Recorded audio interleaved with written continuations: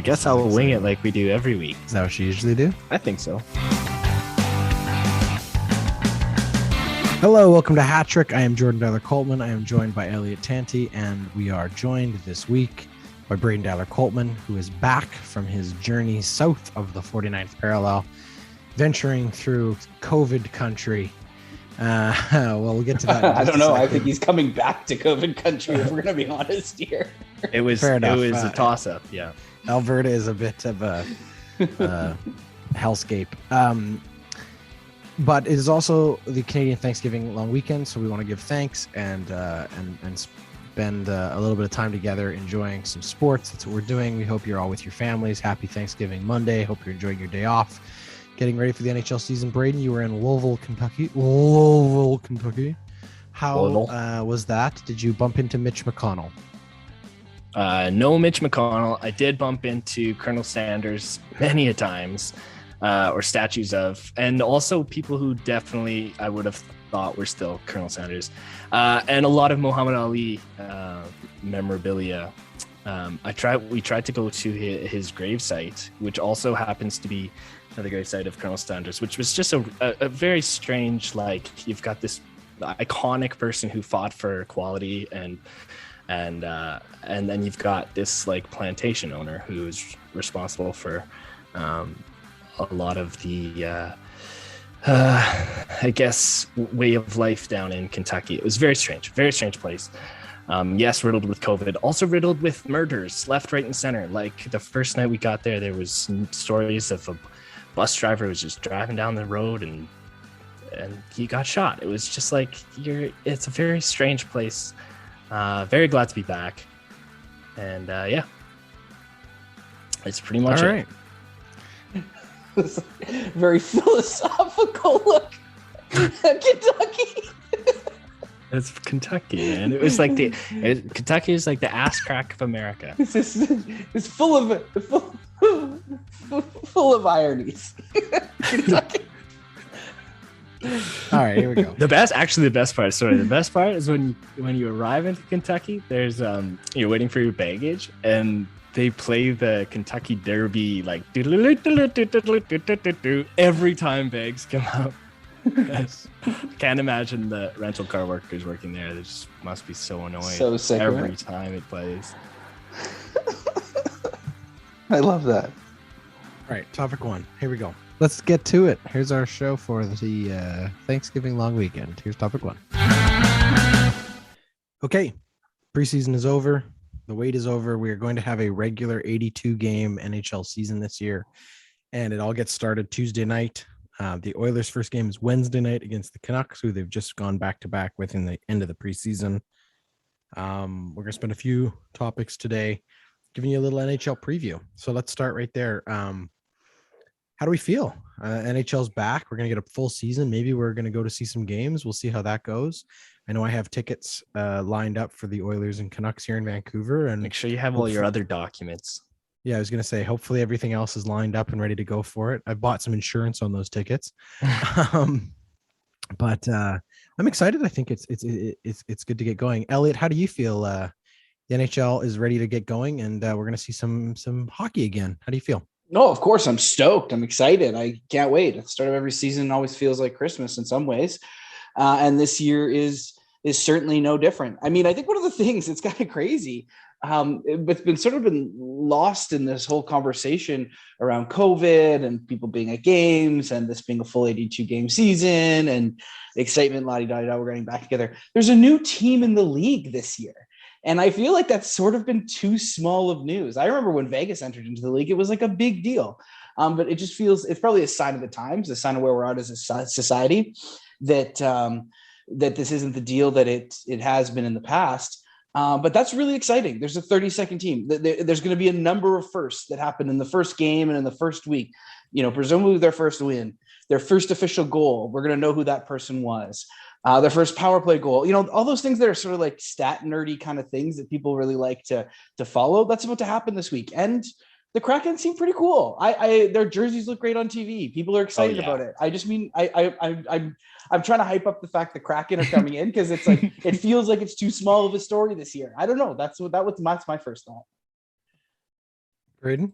Oh yeah, the Kraken look good, but it's hard to say. I really don't think they're going to do what Vegas did and just shock the world. They like the moves that they made in the offseason were a little bit different, where they didn't make a whole bunch of trades and try to leverage their picks. And they've got a lot of like quality guys that played on quality teams last year. I mean, they've got a guy from every team, yes, but it'll be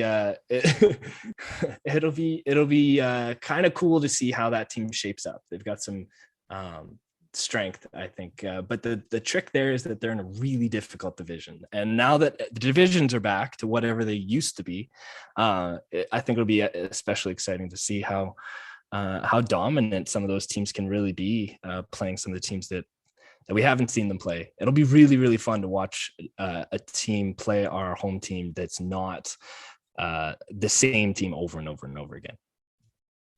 Yeah, I mean, there's lots of different new things about it, right? I also agree, Elliott. It's exciting to see Seattle there. It's gonna be interesting. They have a week before they even get to play their first home game. Partly, I guess, the lineup to get that arena ready to go for the regular season. They play Vegas on Tuesday, so the 12th. It's tomorrow. They play them to start the season, so you get both of the newest teams in the NHL playing each other in Vegas, which is kind of cool. But then they go to Nashville, Columbus, Philly, New Jersey before they finally come home to play the Canucks on the 23rd. Which would probably be a Hockey Night in Canada game, I would assume. But it's exciting, yeah, for sure, to have them there. We're going to see a fair bit of them. They're in our division for Oiler fans. For me, the biggest thing is, I think, as Braydon said, there's a lot of unknowns. That's kind of exciting to sort of see what's going to happen. But I feel like it is also, I mean, as a fan, it's nice to feel like there's some semblance of the familiar. 82 games, we kind of know what that looks like. We saw how great Connor was in such a short season last year. What's he capable of in a full season? And we'll wait and see what that looks like, right? So yeah, no, I'm stoked too. For you, Elliott, is there anything that you when you're sort of looking at this upcoming season, anything for you that I don't know, that you're worried about or concerned about? I mean, obviously COVID's still always going to be the wild card with all of this, but do you anticipate that we should be able to get 82 games in as we expect, and any big red flags? I'm a little bit concerned about how the schedule bumps up with the Olympics. I mean, it's going to be a condensed schedule this year because of the Olympics, and that'll put pressure on teams. So if we're in a situation where teams start getting outbreaks or you run into situations that way, there's not a lot of time, I think, which is one of the things to be thinking about. Presumably the NHL has contingency plans for all of this. If I'm worried about anything though, and it's something we haven't talked about on the show, and I think we probably will, is some of the stuff that's come out from Robin Leonard in the last 2 weeks about how team medication and teams and how teams are dealing with illness. I mean, that coupled with Carey Price's decision to enter voluntarily into their mental wellness plan. I forget the name of it for the NHL.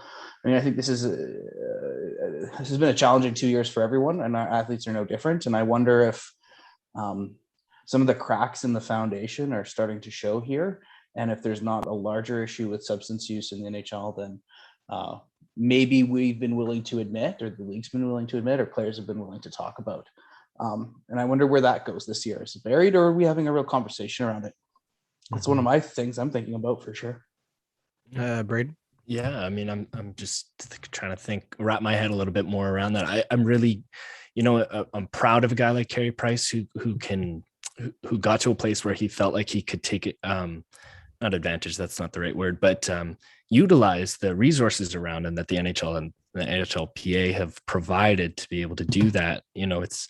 It's a challenging situation. It's a very personal situation. So at the same time, I hope he takes the time that he needs, and that the pressure of the NHL and his team needing him, don't get in the way of the health or the help that he needs, the support that he needs. With things like Robin Leonard and the other parts of it, like I think that's what you were referencing, Elliott, of kind of calling out some of the specifically with the Flyers coach Vigneault, or was it Vigneault? I think it was Vigneault. Anyhow, yeah. Just saying, these are things that need to change. I think it's good. I think it's the player empowerment. We see it heavily in other sports like the NBA and just calling out things that need to be said. It'll be great. I mean, the flip side of it is the stuff with Jack Eichel. I'm really curious to see kind of how that pans out, because that's another situation where the player has said, this is something that I need is a neck surgery. And the team has said, this isn't what we're going to do. And then how the agents get involved and if Jack can get into a situation that's better for him and healthier, but at the same time that Buffalo, handles, it'll be just really interesting. I'm fascinated to see how that storyline pans out. Isn't it similar to just touching on that one? Isn't there a weird thing that happened with the 76ers a little while ago about players and medical procedures and things? This feels like a bigger issue in sports than I think has been given the time that it has. Wasn't there a controversy a couple of years ago, Braydon? Maybe you can remind me about this, where there was a player that wanted a specific type of treatment for something, and the league or the team doctors weren't on the same page. Am I mixing up my memory? You might be mixing up the team. I mean, it could very well be Joel Embiid's had some health troubles, especially coming into the league, just being the size that he is. He's needed a little bit more attention, but I feel like it kind of happens throughout different teams all the time. They're making decisions on the fly of what's best for their team. But, you're in a situation here specifically where the player said, this is what I think that I need. This is how I feel like, I want to go about this. And it's tricky because it's also a business. So now you've got, a ton of money kind of getting in the way of a lot of these decisions that are being made. Well, I do think that this is a product of players having more autonomy. This started in the NBA, but I think it's starting to breach it into other leagues as well, as players want to have more control over what they do, their bodies and how they play, and their sponsorship deals, what they say. I mean, the money they're making. Robin Lehner speaking out is one example of that in a different way. Jack Eichel arguing with his team about the type of treatment is different, but it's kind of the same vein as well too. And I think that's what I think. Anyway. All right. Well, obviously something we're going to have to keep digging into as we see how the season unfolds. But more importantly, I think at the forefront of all of this right now, we're going to see some hockey. We're going to get to start to understand what these teams are going to look like back in regular divisions. We're going to get a feel for what the actual NHL in a regular season mode looks like. Travel, there's some teams that haven't had to go very far for a long time, especially the guys like the Metropolitan Division, where everybody's in the same kind of geographical 4-hour window, which is awesome. So it'll be different for them to have to travel cross country and see how that affects them, and a lot of new faces and a lot of new places. So I'm excited for all of that. Unless anyone else has anything else, I think that's topic one. Hey, guess what? The Ordinary Podcasting Network has a brand new show. If you're a fan of Hat Trick Sports, then I promise you are going to enjoy the Backyard Basketball Podcast. Braydon Delacoldman, who is one of the hosts of this show here, Hat Trick, hosts an amazing basketball show with one of his best friends, Christian Steck. Together, the two of them will break down the NBA, news from around the basketball world, and get you caught up on everything you need to know. It's fun, it's fast, they have great conversation and banter, they love basketball, and you will love the Backyard Basketball Podcast. Subscribe anywhere you get your podcasts, and you can also follow them on Instagram at backyardbasketball_podcast. All right, topic 2 is one of our favorite, and now we can call it an annual tradition as we are into our second year of this iteration of Hat Trick. We are doing our preseason bold predictions, 3 of them because it's Hat Trick. And this year, Elliott will participate. Elliott adjudicated our season picks or our bold predictions last season at the end of the year. And we did not do very well, Braydon, you and I. So Elliott's going to get in on the fun, and then we'll keep track of this. And in a few months' time, we'll be able to look back and look at how bold we really were. So the rules of the game are pretty simple. Each of us is going to give you a bold take, a bold prediction as to something we anticipate will be the case this season. Could be as simple as, we expect this player to do really well, or this team's going to win this, or whatever. But the rules are pretty wide open. The only rule is we have to stand by it because we're going to hold ourselves accountable for it later. So remember that when you're making your bold predictions. We do boys. every year. Of course we do. And we can both probably already guess what one of your bold predictions will be, but we'll let you get to that when we get to It's it. not that bold this year, you guys. It's not that bold. Don't say Elliott. it. Yeah. Elliott, I'm going to let you go first because you didn't get to play this game with us last year. So you get the honor of leading us off. What's your first bold prediction for the 2021-2022 season for the NHL? Well, I'm gonna bridge off my excitement to the last topic in the Seattle Kraken. My first bold prediction this year: the Seattle Kraken in their inaugural season here in the NHL will in fact make the playoffs this year. That is my bold prediction. Wow. Yeah, I mean, Pacific Division, they've certainly got a good shot at it. We have a lot of teams in there that aren't. That's a sizing take up right too there. Yeah, it's all They're I going to make take. the playoffs. I'll stand by that too, Elliott. I like that. Hot take. Kraken make the playoffs. Look, you look at the 3 California teams not there yet. Mhm. Arguably, Calgary is a team that they're better than. Maybe the Canucks. And then it's Golden Knights and Oilers. They could finish third in the division, make the playoffs, no problem. Is it a hot take that Arizona is going to be the worst team? Or is that just really obvious? No, that's not a bold prediction. They've traded away most of their talent. Braydon, would you like to go second? What is your first bold prediction? My first bold prediction. It's not too bold because, that's subjective. But I think that that special kid, Cole Caulfield, is going to win the Calder Trophy next year. He is going to win Rookie of the Year. He's going to light it up like he did last season for the 5 games he played.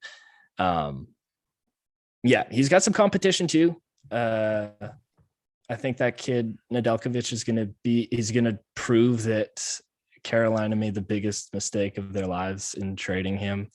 Is he still considered a rookie?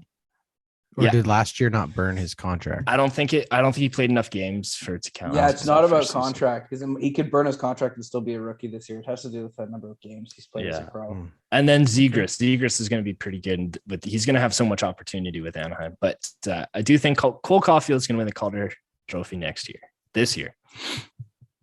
All right, sounds good. All right, well, mine is similar to Elliott's. I will agree that I think Seattle makes the playoffs, but I think ahead of them, I'm going to suggest that the Oilers win the division. I think they will be up against it hard. I think Vegas is still really, really good, but I think Edmonton does have the offensive talent that, depending on how that sort of schedule shakes out for them, if they can win enough games early to sort of get ahead, I think they have a good chance at being able to ride a lot of good nights on the back of McDavid and Draisaitl. And I think their power play is going to be absolutely lethal. So I am very confident in saying that my first bold prediction is that the Edmonton Oilers will win the division and lead into the playoffs with the top seed coming out of the Pacific. Elliott, back to you. So I'm going to have to go find another bold prediction because that was my literal exact bold prediction. But it's like in fantasy when you've got like a guy in queue. Yeah. And the guy just before he takes him, you're like, yeah. It's all right. It's all right. You got another one. I know you got another I've got another one here. Sticking with our Edmonton Oilers, my bold prediction this year, for more time than ever before in their history of playing together, Connor McDavid and Leon Draisaitl will play on the same line. I think they'll probably play on the same line more than they play on other lines this year. I don't know if that's a bold prediction. Oh, I think it's a bold prediction. The expectation. I think it is too, and I don't know if I agree with it. I really think that they have found 2 line mates for McDavid that are going to make him really, really happy. And I don't think having Draisaitl next to him is a very good, is a very good thing for the Edmonton Oilers. Well, I think having 2 lines roll. All right, so this is going to be a hard one. Bold. It's a bold prediction. No, we'll just say if they're either going to spend more games on the same line or opposite line, we can figure it out. There's a bunch of nerds that have fancy stats that show you how much they play together and apart. True. We can find that. All right. Sounds good. So Elliott thinks that Connor and Draisaitl end up as line mates for the majority of the season. Got it. This does not include the power play, yes? Yeah, obviously. Yeah, no, that wouldn't count at all. Because they're going to play a lot on the power play, and boy, oh boy, does that look dangerous. Yeah, that is a hell of a weapon, man. Yeah. It's not. Did you hear the interview with Slater Cuckoo? And he was on 6:30 Ched's intermission show a couple games back, and he was talking that he wasn't playing in the preseason game, and they were asking, "What's it like to have to practice against that power play?" And he basically said they don't even shoot; they just They're pass not the puck allowed around. to. They're not allowed to shoot because they'll That's break our nuts. ankles. Oh my god, It's crazy. All right, Braydon, what's your you don't want to have second to bold replace prediction? the nets. That's what they don't want to Yeah. do. All right, my second bold bold prediction. I'm gonna stay with the Oilers. All right, boys. I'm gonna stay with the Oilers, and my second boldest prediction here is that December 23rd, the Oilers played the Sharks, and that game, we will not see Evander Kane on the San Jose Sharks because he will no longer be with the San Jose Sharks. In fact, he will not be with the team, or he will be buried in the AHL. So I the think suggestion is that Kane doesn't finish the season with the Sharks, or he doesn't finish the season in the NHL. I don't think he finished the season with the Sharks. That's my prediction. Okay. He will be gone. He is a fool. And I think he lost all respect. Well, a little while ago, but the most recent time he just lost everyone's respect was when he just faked his vaccine card to get into some sort of probably, I don't know, casino. I don't even know. I don't know the truth, but I do know that he's a problem. And that's the truth right there. In San Jose. All right. So San Jose and Evander Kane parting ways. That feels like a pretty safe pick. I like it. Okay. Here's my second bold prediction. Elliott's going to love this one. Darnell Nurse is going to win the Norris. Okay. Hey, I got to be bold, right? Okay. I got to be bold. Okay. Darnell Nurse is All going to win the right. Norris. He took a huge step forward last year. The biggest thing for me with this prediction is this. Will he play power play 1? I don't know if he plays power play 1, but here's what I know. Darnell Nurse is going to play ridiculous minutes for this team. Yeah, he did last big chunks of the season. And that's going to give him a lot of really good eyeballs on that he doesn't usually get. And I think people are going to start to wake up to just how good Darnell Nurse really is. And I think if Darnell Nurse plays to his capacity, I think the ceiling on Darnell Nurse is still higher than we have ever seen, like that we are capable of seeing. He's got to be, I think he's capable of being a top 3 defenseman in the league for the rest of his career if he plays to his potential. You look at the other guys out there and what they have, he just has so many assets. He's tall, he's strong, he can move the puck, but he can also skate the puck up and out of his zone. He knows how to jump in on the offense. He needs obviously to be a little bit tighter in his own zone, but when he's on in his own zone and his best, he's a very reliable, strong defenseman. He's got a big frame in front of the net. He moves bodies around. He knows what he's doing in there. He has all the weapons and all the assets. He just has to put it together every single night, in and out. And if he plays the minutes he's capable of playing, I'm telling you right now, guys, we have not seen the best of Darnell Nurse. And last year, Darnell Nurse was pretty damn good. Darnell Nurse is going to win the Norris. I don't hate that prediction. The only concern I would have is, generally speaking, a guy gets a couple nominations before he actually wins it. And I'm not sure we're there with Darnell yet. Well, he got a good handful last year, didn't he? I'm sorry. Adam Fox got how many nominations before well, that's true. Last year? Adam Fox came out of nowhere. Yeah, that's true. That's true. I think Darnell Nurse wins the Norris. There's my bold prediction. I stand by it. All right. He should probably deserve to win the Norris, but then all those dumb reporters that vote will be like, well, would he actually be this good if he wasn't playing with Connor McDavid? That's very true, but yeah, well, we'll probably, but he is playing with Connor McDavid. You know, exactly. I think I love that prediction. I thought you were going to go with like Duncan Keith is going to win the Norris, and that's when I was like, okay. He's already got one. Do you want to trigger me? Do you want to trigger me? He'll get his 4th or 5th Conn Smythe. Is that what? No, I think Elliott's you've been a pretty big Darnell Nurse. Oh yeah, I love Darnell Nurse. Is my favorite player. He's been my favorite player for a long time. I love Darnell Nurse. All right, Braydon, or Elliott, I guess. Back to you. What's your third bold prediction? Third and final. Really bold position. Toronto Maple Leafs do not make the playoffs this year. Whoa! Really tough. Hey, really tough division. Here's 3 teams. Are they better than these 3 teams? Panthers, Lightning, Bruins. No. And I think you could put Carolina in there too. Well, and then but Carolina's in the Metropolitan. Oh, in the other, division. yeah. But so it's a bit of a stretch. They might be better than the Bruins, but hey, just to light up Leafs Nation, Toronto. That's my bold prediction. Toronto doesn't make the playoffs this year, even as the wild card. That They'll is lose intense. it. They'll lose the Can you wild card to imagine? Boston. They'll They'd lose be their up by 7 brains. and they'll lose by 4. On the other side, though, there's Hurricanes, Islanders, Flyers are going to be better this year. Penguins, Capitals. I mean, who are you beating out on that side? The Penguins might slide. I don't think. Here's what I'm going to say. I don't think either team. This is not a bold prediction, but it could as well be. And I don't think either team in Pennsylvania makes the playoffs. Yeah, that's what Sportsnet was saying. Oh, really? I think the Flyers are going to be a much better team this year. The Flyers with Ryan Ellis. I don't know. Who's the other guy? Rasmus Ristolainen or who's their starting goalie though? Carter Hart. He's going to have a knockout. Yeah, season. that's the other thing. Got to have a bounce That's back. true. Not It's good. terrible. Not He good. was Not good. awful, but So we'll see if he bounces It's an back. anomaly. Anyway, Maple Leafs not making the playoffs. And I Keith signed it right Yandel, here. they've got a big hot defenseman on their power play now.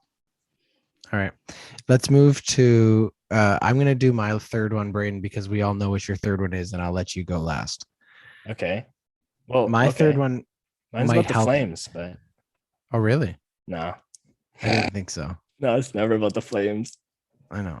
Here's my third one, and this is this may or may not impact yours. Okay. I think I know where you're going. Yours is going to be about somebody making the finals and probably winning the cup. Mine is not about the cup specifically, All right. but I'm telling you who's coming out of the East and is making the Stanley Cup Finals in the East. Okay. The Florida Panthers Right. will play for the Stanley Cup in the East. I believe the Florida Panthers will make the finals. I think the Florida Panthers are ready to take that next step. You look at that roster. I mean, that is a really talented team. They've worked really hard in the last few years to build that team out. Obviously, Barkov, the obvious guys are all there, Huberdeau, and they have the potential if their goaltending can figure it out. I don't know what happened to Bobrovsky, but even if he's not on his game, Spencer Knight has potential to still be something special. Aaron Ekblad is a great player on that team. You've got guys who come in and played more like depth roles. Patrick Hornquist has a winning pedigree. Anthony Duclair is a good pickup for them. Sam Bennett, I think, feels rejuvenated out there. He's had some great numbers in the last part of the season for that team. I worry about their defense. Sam Reinhart joined them this year. I feel like their second and their third defense pairing is a little bit weaker. Yeah. Didn't they push Tampa Bay to 6 games or 7 games? Oh, yeah. Florida is really good. And I think Florida has the potential to take that next step. And I think they will. I think they're going to make the final. I'm not ready to tell you that they're going to win the Stanley Cup, but I think they're going to be playing for it. So that would be my third bold prediction. Florida Panthers. The finals. Braydon, well, I'm gonna follow up in the same vein here. I've learned from my mistakes, but I'm going to make a bold prediction in that the Stanley Cup will be won by one of two teams. Oh, God. Okay. And it will be a rematch of the 2006 finals. Oh, God. Because I feel like Carolina is that team that's going to be there in the East. And the Edmonton Oilers will be there in the West. Oh, God. All right. Thanks, everybody, for tuning in. This has been Hat-Trick. That's Hat-Trick. That's Hat-Trick. You're not ready to just give them the cup. You're only saying they're going to make it. That's right. They got to prove it now. I gave them a little bit too much opportunity last year. This is a bold one because now you've got two pieces of this. So Carolina and Edmonton. That's right. Is the finals. We're here making bold predictions. All right. You heard it here, folks. The world where the Oilers play Carolina for the Stanley Cup and the Kraken make the playoffs and the Leafs don't make the playoffs is like a wet dream for them. No, it's amazing. And it'll happen, you guys. 2021. This is the year. All right, here we go. Those are our bold predictions. Let us know what you think about those on social media. And we will archive the audio so that in 6 or 7 months' time we can look back at how foolish or how right we were. I feel like our number 1s and 2s are pretty. We have a high percentage of happening. Yeah, I think we learned from our mistakes. I don't know. I think some of ours were pretty good. I think if I hadn't had, if Vancouver hadn't gotten ill Demko still would have been their first goalie. I think I got that one right. And Braydon alleged that Mike Smith was like gonna cheat. I know. that was the biggest. worst. That was the biggest mistake ever. But I'm glad he proved me wrong, and that they signed him for 2 more years. Holy moly! That's topic 2. The Ordinary Podcasting Network is excited to announce that we have launched a merch store on our website. The store is full of ordinary swag, including t-shirts, hoodies, and hats. You can pick out something awesome and support your favorite podcast today by heading over to ordinarypodcasts.com. All right, topic 3, the old faithful topic, go to, and we haven't done it in quite a few weeks, so it's fun to go back to it. It's hats off. Hashtag hats off. Elliott, who are you taking your hat off to this Thanksgiving long weekend? Yeah, this Thanksgiving long weekend, I am going to tip my hat to the Canadian men's national soccer team. They are in a dogfight right now in the final World Cup qualifiers. They're in the final round here. They're in a group with 8 teams. The top 3 move on. They are currently 4th. Hard-fought draw with Jamaica today. And Mexico, surprisingly, earlier in the week. Just teeing this up, we'll be talking a lot more in depth about it next week and as this process continues on. But hey, they're still in it. They're 1 point back of 3rd place Panama. Wouldn't it be great to see them make it into the World Cup? So hats off to them, doing well. Braydon. Nice. I'm tipping my hat this week to probably one of the greatest boxers we've seen in this generation, the Gypsy King, Tyson Fury, won the third bout against Tyson Fury or against Wilder, James Wilder. It was a battle, man. 11 rounds. Both of the guys got knocked down quite a few times, and yeah, the undisputed heavyweight king of the world, Tyson Fury. And I will tip my hat this week to someone who we've already acknowledged. Braydon already tipped his hat to him earlier in an earlier segment, but I'm going to tip my hat to Carey Price and to his family, getting the help he clearly needs and feels he needs, and both an acknowledgement of, many people, I think, throughout their lives will go through different types of struggles. Athletes, celebrities, people in the limelight are no different than everybody else. Luckily, as Braydon pointed out, he was able to make use of the NHL and the NHLPA's good opportunities for support. And I think that's I think not only is it obviously most and firstly important for him and his family, but I think it sends another great symbol and signal to other people out there who are fans of him and recognize that even if he needs help, they too should look for help when necessary. And I would encourage anyone who's out there struggling, seek out help. Go talk to the people in your life, but more importantly, go talk to professionals who are there to support you. Because mental health is a real thing, and we should all be looking for it. And we should be thankful for the opportunities that we all have in our lives to get the support and help we need. So, Carey Price, thank you for being a great role model. We wish him and his family all the best on their road to some peace and well-being and health. And that's that. So my hat goes off to him. And my hat goes off to the two of you. Thanks for coming back. It's always fun. Braydon, we're glad you survived, the Southern wilds. Oh my God, I was locked up for so long.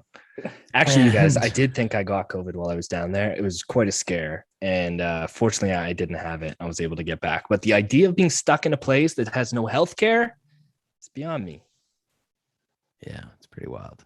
Mind you, you don't have much healthcare right now in Alberta anyway. You're not going to get into any ERs. It's all backed up. Yeah, but I do have the healthcare.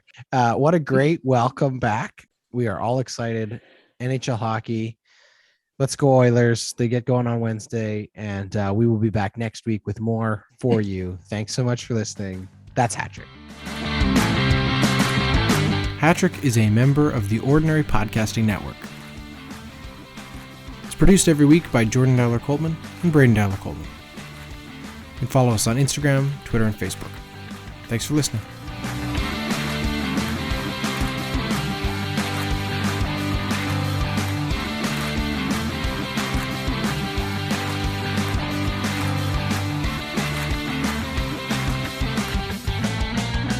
The Ordinary Podcasting Network wishes to acknowledge that the lands on which our conversations take place include Treaty 6 territory, the traditional meeting ground and home for many Indigenous peoples, including the Cree, Dene, Saulteaux, Blackfoot, Métis, and the Nakota Sioux peoples, as well as the unceded territories of the Coast Salish peoples, including the territories of the Musqueam, Squamish, and Tsleil-Waututh nations.